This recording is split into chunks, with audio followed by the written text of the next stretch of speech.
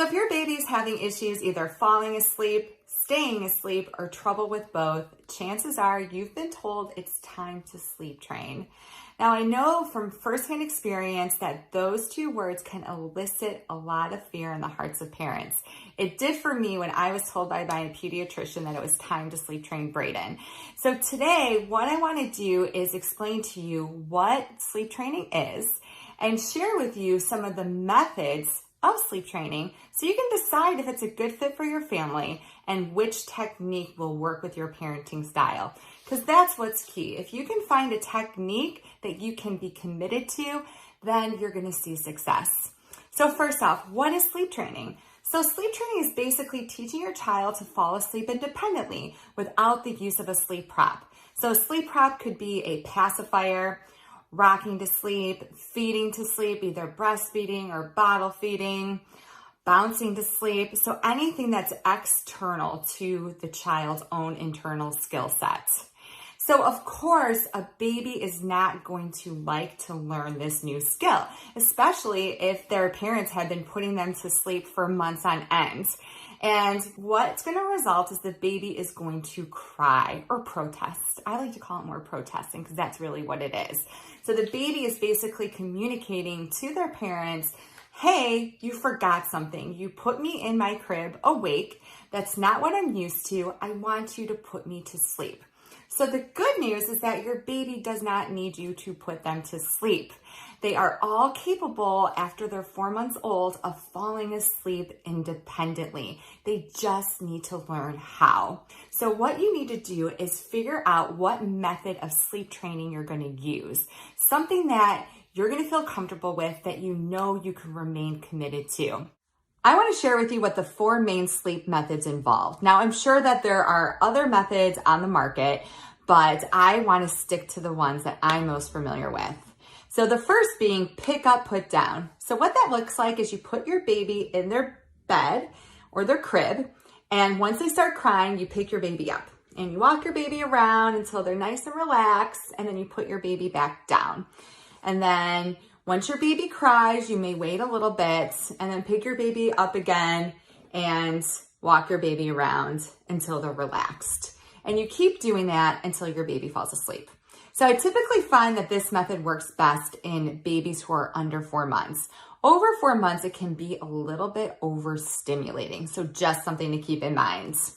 So the second method is called the stay in the room method or the chair method. I use this a ton in my practice. This is what I use with my son, Brayden. And I find that it works really well with parents who are like me, are very sensitive to crying. What this technique entails is that you put your baby in their crib and then you sit in a chair right next to the crib and you provide periodic comfort and support. And then over the course of about a week, you slowly move your chair further and further away from your baby until you're no longer in the room and you're able to just put your baby in their crib, walk out, and usually by that time they're falling asleep quickly without a lot of fuss. So the third method is called either graduated extinction, leave and check, the Ferber method. There's a lot of different aliases. I feel like this method has as many aliases as El Capone did. But anyway, they all mean the same thing. So let's call it leave and check. What leave and check is that you put your baby in their crib, you walk out, and then once your baby starts protesting, then you wait a set period of time and you go back in, offer your baby some comfort, and then leave the room. And then you wait and see if they start crying again. You wait the set period of time, and then you go back in and offer more comfort. And you keep doing that in and out, in and out, in and out until your baby falls asleep. Now, I find this method is best for babies who are very sensitive, who may not take well to their parents being in the room. It might be just way too overstimulating. Or if a parent would feel even more anxious about the crying if they were in the room with their baby.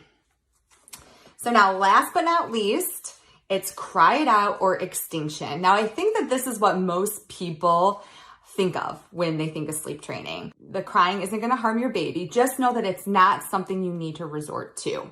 However, if this is something that you feel is best for your family, then go for it. More power to you. There's a ton of research out there that proves that the crying that happens in Cry It Out is not detrimental.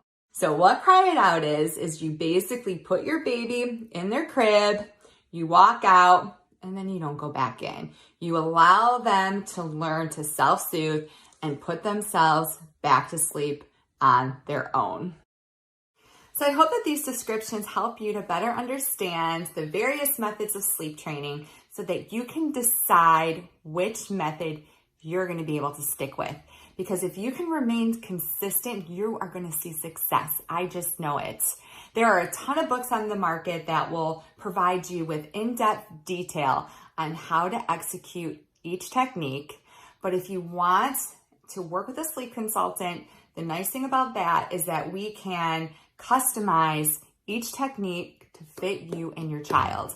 So if you're interested in learning more about working with me or my team, you can schedule a 15-minute discovery call, free of charge, no strings attached, on my website, Kelly Murray Sleep.